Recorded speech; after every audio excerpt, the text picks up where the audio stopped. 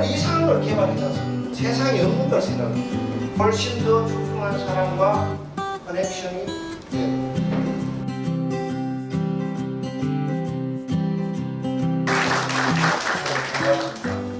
여러분 개인의 문제도 회사의 문제도 국가의 문제도 굉장히 어려운 상황에 봉착을 했습니다. 미국 사람들은 보틀넥이라고 합니다. 과연 돌파구를 어디에서 찾아야 될 것인가. 여러분 손 마사요시라는 위대한 인물을 들어본 적이 계십니까? 지금 한가운데 있는 저분이 소프트뱅크 그룹의 회장인 손 마사요시입니다. 1957년생이고 자기 할아버지는 일제시대 때 징용으로 일본에 끌려가서 노동자 생활을 했고 아버지는 돼지를 치다가 돈을 조금 벌어서 빠찡꾸업을 하고 그 빠찡꾸업을 바탕으로 번 돈으로 아들을 공부시켜서 세계적인 위대한 인물로 키웠습니다. 오늘은 손 마사요시라는 61세밖에 안 된 저 인물이 어떤 생각을 가지고 어떻게 오늘의 어치브먼트를 달성했느냐가 오늘의 이야기의 주제입니다. 손 마사요시는 1차 산업혁명과 2차 산업혁명의 시대를 따라가서는 결코 생존할 수 없다고 생각하는 장본인입니다. 그래서 이 사람은 과연 지난 60년 동안 어떻게 생각하고 어떻게 활동을 했으며 누구로부터 그 영감을 받았을까? 우선 이 손정희라는 사람이 친한 친구들부터 소개를 해드리면 마이크로소프트를 창업한 빌 게이츠라는 사람과 연결이 되어 있습니다.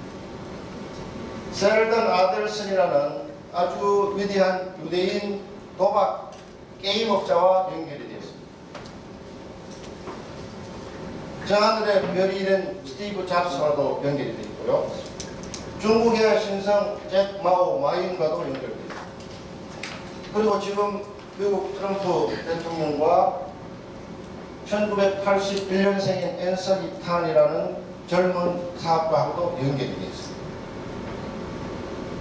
저는 여러분들에게 첫 번째 메시지를 전달하고 있습니다.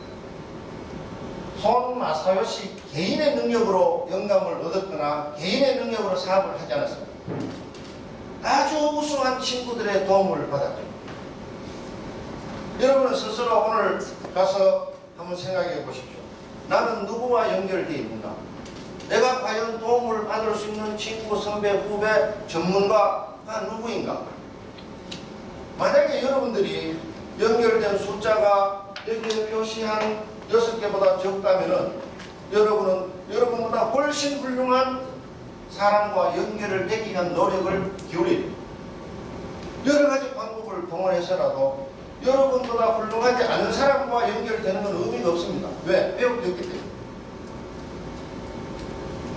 여러분들은 여러분 개인의 능력도 출중하지만은 여러분의 능력보다 훨씬 더 출중한 사람과 커넥션이 돼요.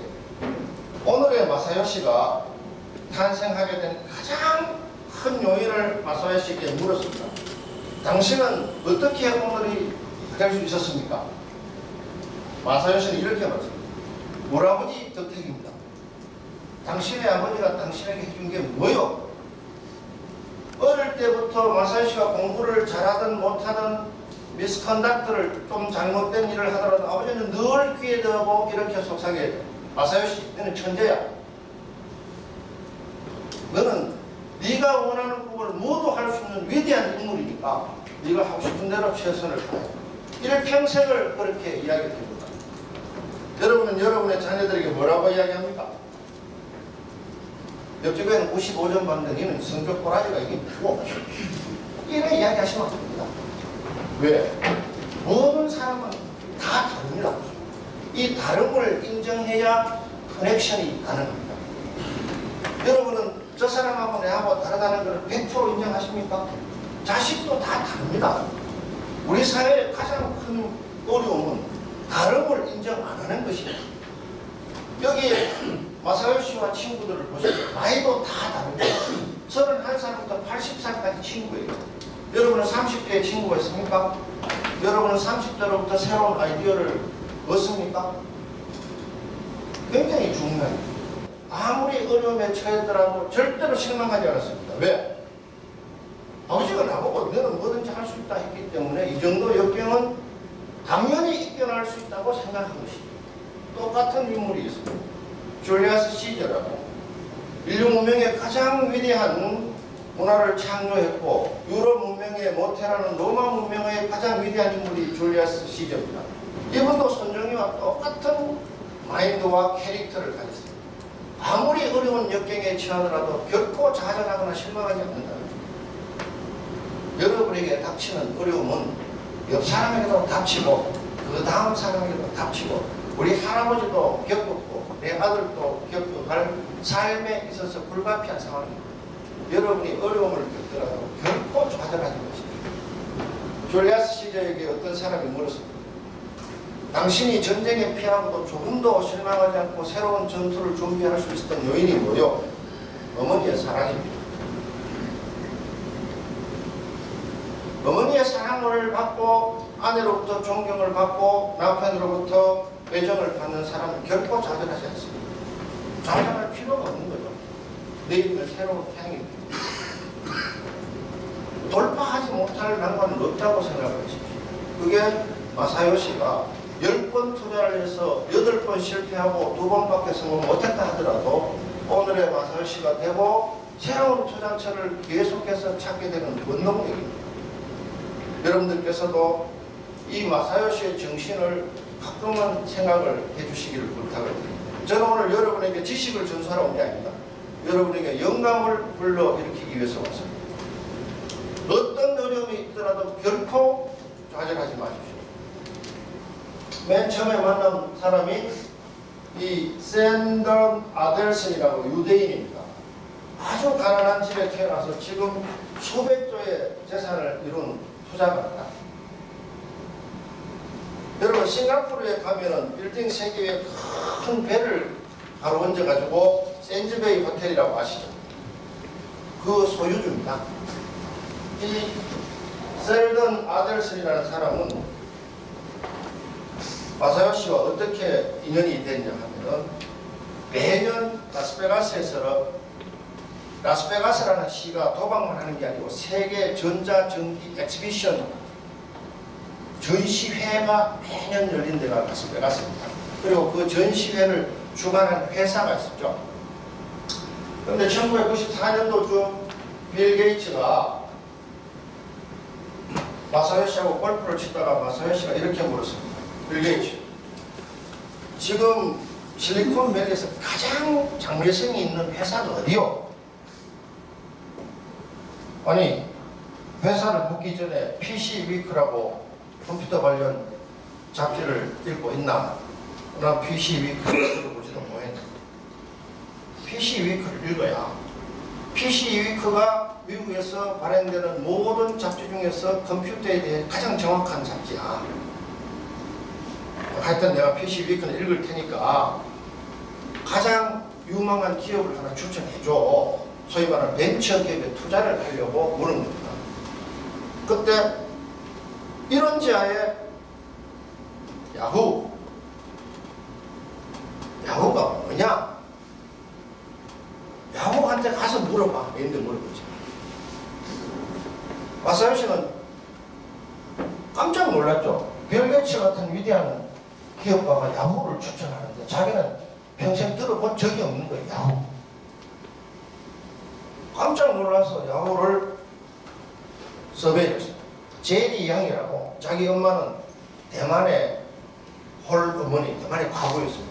근데 대만에 살기 어려웠던지 미국으로 와가지고 영어 선생님을 하면서 키운 27살짜리 젊은, 얼마나 놀랐겠습니까? 자기도 젊지만 27살짜리가 실리콘밸리에서 가장 유명한 기업을 만들었다니까. 그래서 물었습니다. 야, 저 가서 스시나 한 개 먹자. 그래갖고 너 뭐 하는 거냐? 야구가. 우리는 검색 엔진을 만들었습니다. 검색 엔진이 뭐요? 1995년도 수많은 정보가 있는데 이걸 찾으려고 하면 막 어디 있는지 시간도 많이 걸리고 찾기가 어려운데 건화, 탁정, 건화, 족보부터 현황까지 다 나오는 그 방법이 검색 엔진 이렇게. 여러분 그 단어 하나가 얼마만큼 큰 의미를 가지고 있는지 20수년이 지난 지금은 여러분들이 이해를 하실 거예요. 검색 엔진이라는 거는 지시한 자동차 엔진 수백만 배의 위력을 가진 신기술이에요. 그 자리에서 바로 이야기합니다. 나는 투자를 하고 싶다. 그래서 미국의 야후는 제리 양이 6, 마사요시가 4. 재팬 야후는 마사요시가 6, 제리 양이 4. 이렇게 회사를 합니다. 95년도에. 그 당시 투자액이 2천만 불 정도 됐다. 한 200억 정도 되겠죠. 2010년대 평가는 18조가 됐습니다. 200억 투자. 놀랍지 않습니까? 우리나라는 그때까지만 하더라도 컴퓨터라는 용어는 알고 있었는데 야후가 뭐하는 회사인지조차도 몰랐어요. 야후. 야후가 무슨 뜻으로 생각하십니까? 우리가 늘 야후 하지만 야후가 무슨 뜻인지를 잘 모릅니다. 야후라는 말은요, 조나단 스위프트라는 영국 소설가가 쓴 걸리버 여행기에 나오는 이상한 민족의 이름입니다. 왜 야후라 해서 제리 양에게 물었습니다. 우리는 이상한 걸 개발했지 않습니까? 세상에 없는 걸. 만약에 여러분들이 새롭게 미래로 가려면 세상에 없는 걸 생각해요. 여기에 있는 사람들 대부분이 세상에 없는 걸 생각한 사람입니다. 마사요시는 자기가 세상에 없는 걸 생각해 본 적이 없는 사람입니다. 왜? 자기는 자기가 세상에 없는 걸 생각할 능력이 안 된다는 걸 너무나 잘 알고 있습니다. 그러나 세상에 없는 것을 생각할 줄 아는 사람을 찾아보는 눈은 귀신 같은 사람. 그래서 아까 제가 새로운 문명을 창출하고 새로운 생각을 하려 하면은 혼자서 고립되어서 공부하지 말아야 합니다. 여러분들보다 훨씬 뛰어난 사람과 커넥션이 돼야 됩니다. 여러분 스티브 잡스는 너무나 유명하기 때문에 제가 설명을 하지 않아도 잘 아시는 거죠. 빌 게이츠나 스티브 잡스의 공통점이 있습니다. 페이스북을 만든 저커버그도 마찬가지입니다. 학교를 4년간 다녔습니다. 학교 4년 다녔습니까? 네, 다녔습니다. 새로운 생각을 하는 사람들은 학교를 졸업을 해요. 왜? 학교에서 내 이상 배우기 여기겠는데. 학교에서 너무 오래 배우면 생각을 굳게 만든다 이렇게 생각합니다. 스티브 잡스도 마찬가지였습니다. 스티브 잡스는 아까 말씀드린 대로 두 번의 혁명을 일으킨 위대한 분, 만약에 지금 살아있었다면 무슨 짓을 했을지 정말 상상이 안 가는 위대한 일입니다. 맨 처음에 만든 스티브 잡스의 위대한 작품 중에 하나가 닉네임이 이렇습니다. 1000 songs in your pocket. 당신의 주머니에 1000곡을 넣어주겠다. 1990년대 일본을 여행한 사람들이 많이 사온 게 아이아하고 워크맨이었죠. 그전에는 더 큰 녹음기에다 카세트 테이프 꼽았는데 여러분이 잘 아시는 아이팟입니다. 라이터만한 이 기구에 1000곡을 집어넣어요. 그리고 주머니에 들고 다니면서 이 위대한 작품을 스티브 잡스가 만들었습니다. 2004년도였습니다. 이때 마사요시가 깜짝 놀란 거예요. 야, 저 인간 또 무슨 사고 칠지 모르겠다고. 수시로 이제 스티브 잡스한테 놀러를 갔는데 뭔가 그림을 끄적끄적 그리고 있었다. 야, 이게 뭐냐? 딱 숨겨버리고 알 필요 없어. 야, 내하고 동업하자. 왜? 동업 안 하면 내가 네 그림 그리고 내가 만들 거야. 그 개념이 아까 설명드린 그 물건이 뉴욕의 가장 번화가인 핍스 애비뉴에 멋쟁이 아가씨들이 카메라를 어깨에 메고 전화기를 들고 수첩을 포켓에 꽂고 다닙니다. 스티브 잡스는 생각합니다. 왜 저렇게 불편하게 들고 다 들고 다닌다? 왜?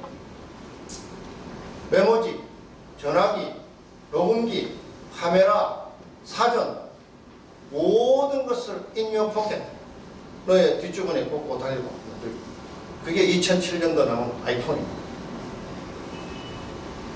요즘은 이름을 바꿔서 스마트폰이라고 합니다. 이름이 뭐가 됐든 간에.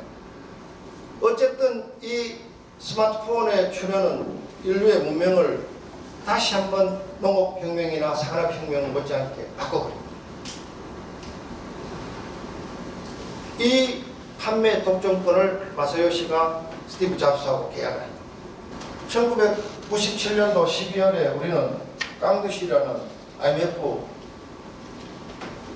지사장이 와서 우리에게, 우리는 IMF 사태라고 표현을 하는데 제가 생각하면 사태는 아니고요, 일시적 외환 부족 상황인데, 어쨌든 간에 우리는 IMF로부터 구제금융을 받지 않고는 빚진 달러를 갚을 길이 없어서 눈물을 머금고 엄청난 손해를 감수하면서도 금융지원을 받았습니다. 대한민국 10대 기업의 약 60%의 주식이 다 외국인 손에 넘어갔습니다. 여러분, 왜 수출이 호황이 되는데도 우리한테는 남는 게 없을 거, 남는 게 있을 수가 없죠. 우리는 조주가 아닌데. 삼성전자부터 포스코 국민은행까지 대부분의 주식이 60% 이상이 외국인 소유잖아요. 배당을 해도 우리하고는 관계없는 일이고, 또 다른 이익이 발생하더라도 그 사람들이 가져가는 거지 우리가 가져오지 않는 겁니다. 이게 그 후유증이에요.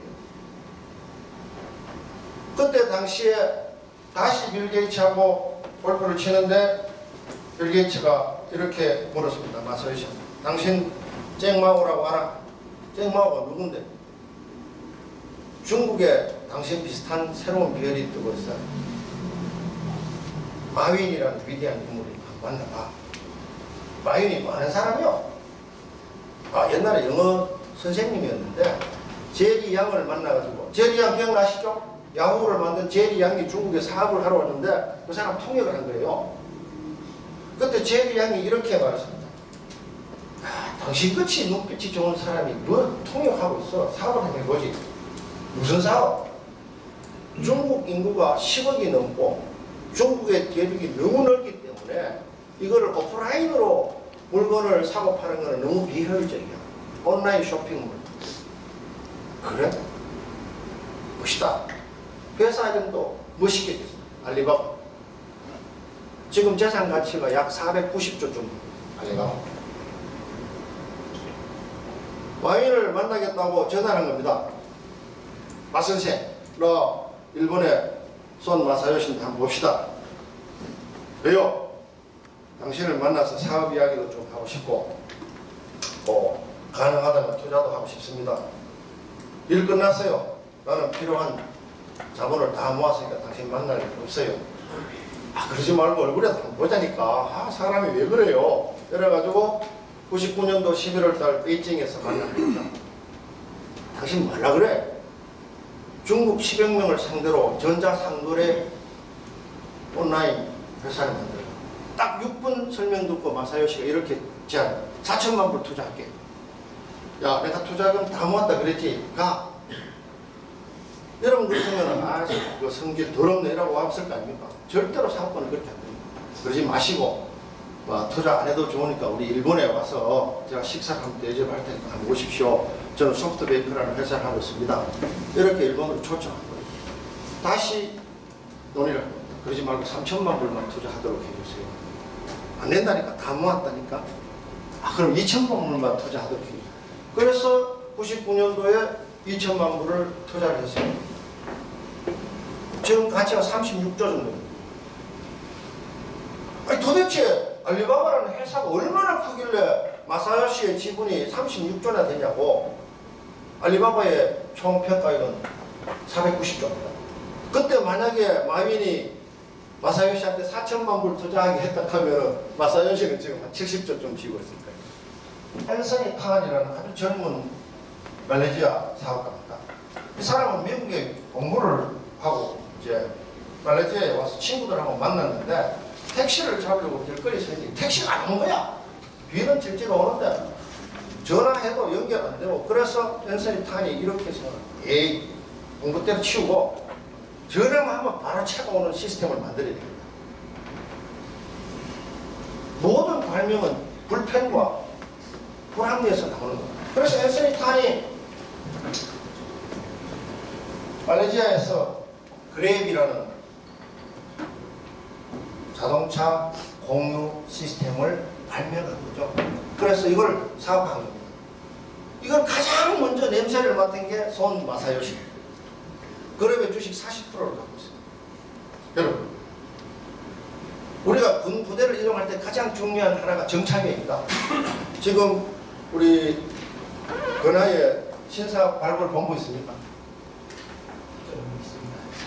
신사본부에 계시는 분들은 딴 기능은 발달할 필요가 하나도 없습니다. 코가 발달해요.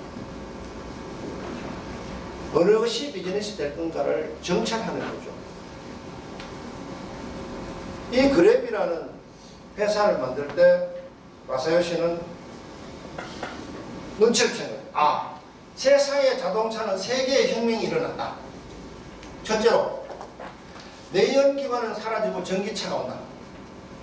두 번째로, 사람이 직접 운전하는 시대는 곧 끝난다. 자율주행차가 온다. 세 번째로, 자동차를 살 때 취득세 내고, 가지고 있다고 보유세 내고, 보험 내고, 이런 자동차의 사유 시대는 끝나고 공유 시대가 온다. 미국의 우버, 중국의 디디추, 동남아 전체의 그룹. 저게 자동차만 아닙니다. 릭샤라고 아시죠? 태국 가면 발 3개 달린 산발이.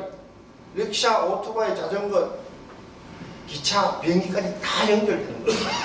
내가 필요로 해서 내가 어디서 몇 시에 어디까지 필요하다면 즉시 서비스되는 시스템이 자동차 공유 시스템입니다. 여러분들은 자동차를 한 대 사고, 집사람 차도 한 대 사고, 아들 차도 한 대 사서 취득세 3번 내고, 또 자동차세 1년에 2번씩 내고, 보험료 내고, 주차비 내고, 엄청나게 비용이 많이 들지 않습니까? 그 시대는 간다고 보는 거죠. 우리는 아직 안 간다고 보는 거고. 시각의 차이. 그래서 디디추에다가 투자를 하려 하다가 그게 실패를 해서 그랩을 장악해버립니다. 우리나라 SK인노베이션이라는 회사가 그랩에 5% 투자했다고 막 신문에 막 새로운 혁신 투자라고 보도된 걸 봤는데, 2004년도에 마사요시는 40%를 장악합니다. 그래서 선점이라는 거예요. 선점. 헤드의 역할을 하는 사람들은 부지런히 팔다리를 놀리는 사람들이 아니고 머리가 터져나가도록 생각을 하고 선점을 하는 그 기능을 담당해요. 그래야 여러분의 지위에 걸맞는 일을 하는 겁니다. 만약에 여러분이 팔다리가 하는 일을 간섭하거나 팔다리를 하는 일이 한다면 여러분 팔다리가 돼야지 머리가 되면 안 됩니다. 그게 마사요시가 지난 60년 내내 생각해온 꿈입니다. 도널드 트럼프라는 겁니다. 이번에 이렇게 질문을 했습니다. 장관들한테. 미국의 문제가 뭐요? 일자리가 부족하고 가난한 근로자들의 임금이 낮습니다. 그래? 그러면 그 문제를 해결할 방법이 뭐요? 투자를 활성화시켜주고 기업들이 임금을 올려줄 수 있는 수단을 강구해야 됩니다. 좋아. 구체적인 내용을 말하시고. SOC 투자를 확대를 해야 됩니다. 지금 미국은 2차 대전 이후 SOC 분야에 대한 정책 수걸로 수많은 교량이나 철도나 공항이나 항만이 납부되어 있고, 심지어 인랜드 워터웨이는 지난번에 그 비극적인 수해도 입었기 때문에 SOC를 전부 리노베이션 해야 됩니다. 돈이 얼마나 들 것 같습니다. 1,500조 정도 들 것 같습니다. 국가가 부담할 수 있는 능력이 얼마나 됩니까? 미니멈 10%, 맥시멈 20%. 그러니까 150조에서 300조 사이 정도가 국가가 부담이 가능합니다. 그렇다면 나머지 재원 1,300조는 어떻게 조달하면 돼요? 민간으로부터 투자를 받아야 됩니다. 1,300조라는 이 막대한 투자를 할 수 있는 주체가 누구요? 유대인입니다. 내가 유대인들 리더들 만나서 투자를 부탁을 할 테니까 유대인들이 원하는 게 뭐예요? 유대인들이 가장 원하는 것은 예루살렘이라는 도시를 유대인의 도시로 만들어주는 것이죠. 그래서 텔아비브에 있는 미국 대사관을 예루살렘으로 옮긴다면 주이시 소사이어티가 투자할 겁니다. 가장 먼저 손을 대야 될 사업이 뭐예요? 캐나다 국경 인근에 있는 셰일가스를 정유시설에 있는 텍사스까지 1,800km의 송유관 및 나머지 부대시설 공사 즉시 착수하시고, 앞으로 미국은 1,500조 가량의 SOC 사업을 하게 됩니다. 두 번째로 1,000조 가량에 달하는 국방무기 정비 사업을 합니다. 그게 미국 트럼프 대통령의 일자리 창출입니다. 두 번째로 최저임금 문제가 거론이 되었습니다. 얼마 정도 올려야 돼요? 3% 가까이 올려야 됩니다. 올리는 방법은 기업들에게 이윤을 보장해주거나 세금을 까줘야 됩니다. 아마존, 월마트 사장들 다 오라 하시오. 당신들이 원하는 게 뭐예요? 법인세 감면입니다. 얼마나? 23%에서 15%. 그렇게 되면 근로자들에게 임금을 올려줄 수 있습니다. 미국의 최저임금 상승은 국가에 내는 세금을 대신에 근로자들에게 돌려주는 정책입니다. 여러분은 우리 국가를 어떻게 이끌어가야 될지 확고부동한 철학을 갖고 있습니다. 만약에 470조라는 이 어마어마한 예산이 실제 일자리를 창출하고 기업들의 활력을 촉진하고 또 근로자들의 임금 상승과 직결되지 않는다면 우리는 깊은 생각을 합니다.